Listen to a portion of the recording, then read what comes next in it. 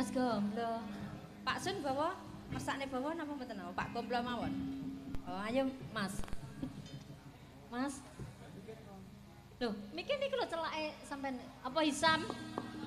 Ya aja ngono to Sam, biasane tak cek. Hisam kuwe lho, Kang Mas. Ora kok goda-goda kaya ditari nyapu.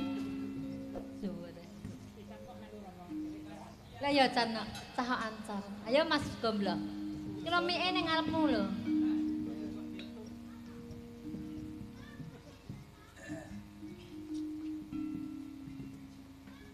Terah yo lagi budal, yo ditata dhisik gorokan. Adem. Yo coba ambus iku.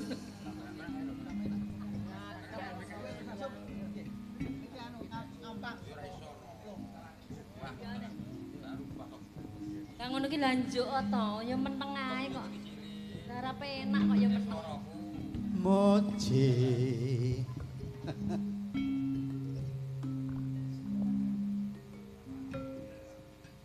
Mekat peksi podang kuning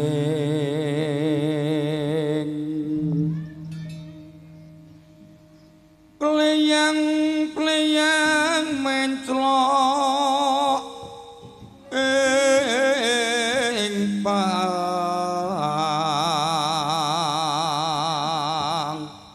Jan yo sik penak to tibake. arang kanggo. Lah ya malah penak. Seret ireng neng dane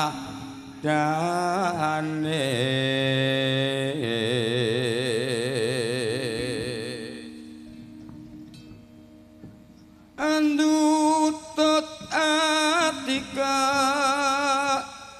prana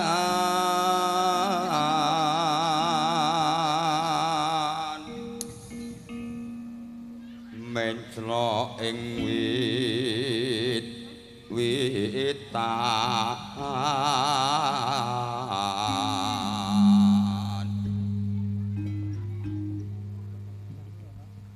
sun pikat sarana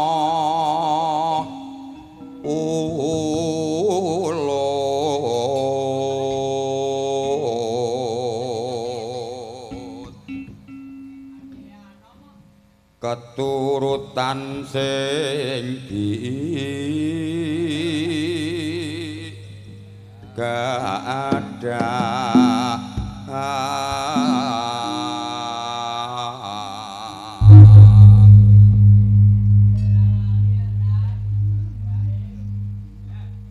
esuk awan ning omah wis ora krasan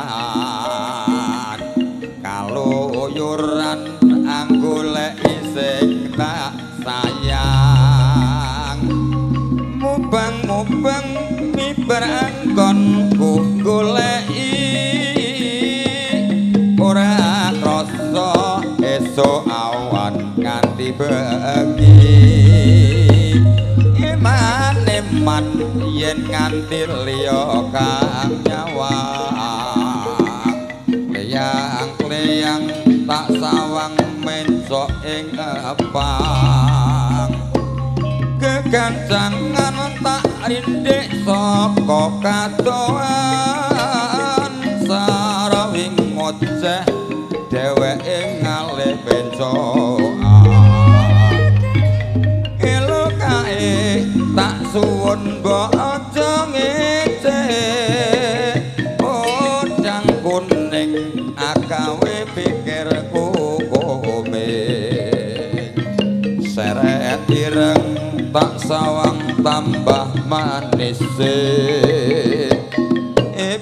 bungah yen kelakon nyanding sirane